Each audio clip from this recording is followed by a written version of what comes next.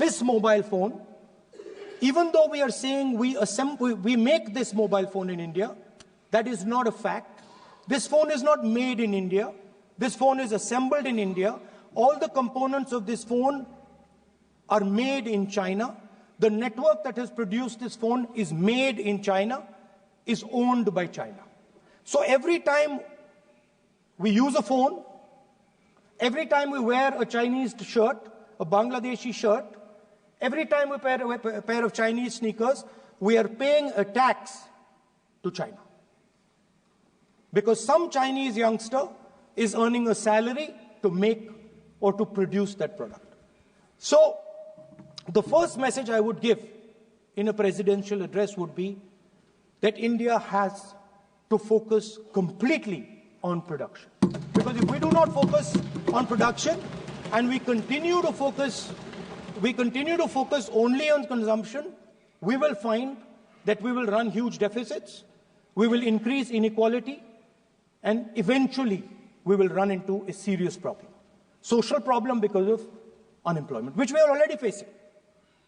If you look at the numbers of the amount of people who are in jail, if you look at the numbers that are spent on internal security, if you look at the numbers spent on our police forces, they're all spiraling.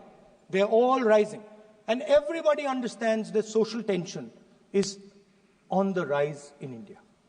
So now the next question comes, okay, so where is this employment going to come from? What is India going to produce?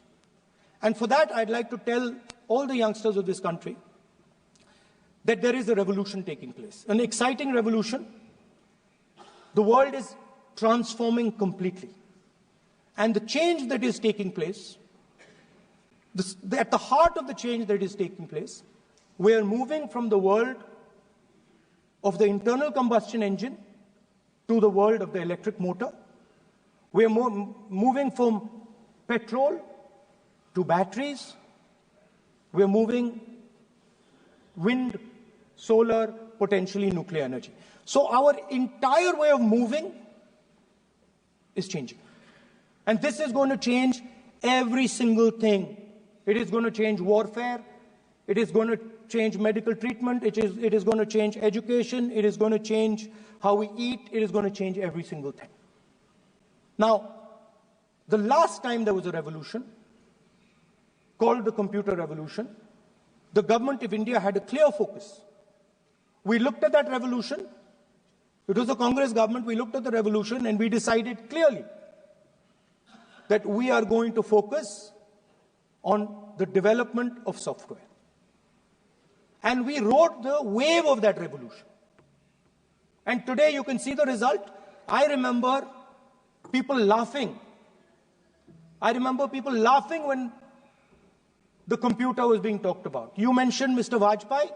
I respect Mr. Vajpayee, but Mr. Vajpayee gave a speech saying that computers are of no consequence to India. So, what is important when there is a revolution? What is important is that you understand what are the drivers of that revolution and where exactly do you need to focus, where exactly do you need to sit in that revolution. I said that this revolution is going to change everything. And I want the youngsters in this country to think about it. There is a war going on in Ukraine. The war in Ukraine is actually a war between the internal combustion engine and the motor, the electric motor. The electric motor is inside the drone, the engine is inside the tank. And if you look at what is going on in Ukraine, the tanks are dying by the thousands.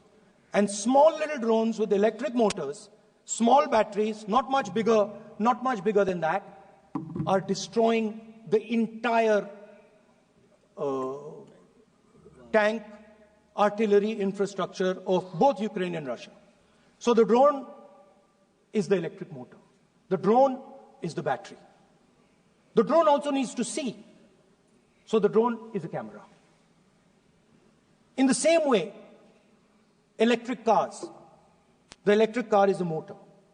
The electric car is batteries. The electric car is cameras. Robots are exactly the same thing. Robots are electric motors, multiple electric motors with cameras, with batteries. And this is what the revolution is going to look like. So there are basically 4 technologies that are driving this entire change in mobility. Electric motors, batteries, optics, and then on top of that, you can apply AI. Now I want to tell the youngsters of this country, people talk about AI. But it's important to understand that AI on its own is absolutely meaningless. Because AI operates on top of data. Without data, AI means nothing. And if we look at data today, there is one thing which is very clear. Every single piece of data that comes out of the production system in the world, the data that was used to make this phone, the data that is used to make electric cars, the data that is used to make basically all electronics on the planet today is owned by China. And the consumption data is owned by the United States. In China, the consumption data is owned by China, but in India, companies like Google, companies like Facebook, companies like Instagram, X, they own our consumption data. So if India wants to talk about AI, it has to first answer the question, what data is going to power that AI? And the answer today is India does not have that data. Neither does India have production data, neither does India have consumption data. We have handed our consumption data to the big American companies, and the production data we don't have anyway. So what would that vision look like? The first thing, we would start getting youngsters excited about this revolution. We would start to introduce the idea of a completely new way of moving, a complete revolution in how things move. We would start teaching our children in schools about batteries, about electric motors, about how these things combine, about how drones, robots, electric cars are structured, how they will work together. And most important, we have to start building a production network so that we can get access to production data. Now, what would we focus on? We would not give you a laundry list. China has at least a 10-year lead on India in this space. China has been working on batteries, robots, motors, optics for the last 10 years, and we are behind. So what would our president's address say to the youngsters? We will choose critical areas in each one of these technologies, and we will start to build capabilities in those areas.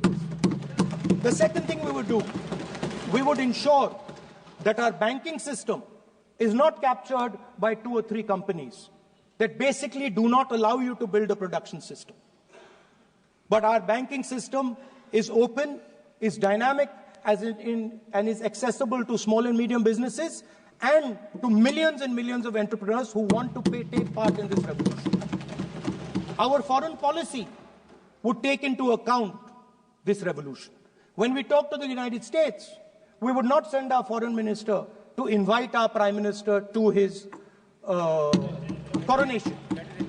We would not send him 3 or 4 times, please invite our prime minister. Because if we had a production system and if we were working on these technologies, the American president would come here and invite the prime minister. So it is important to understand where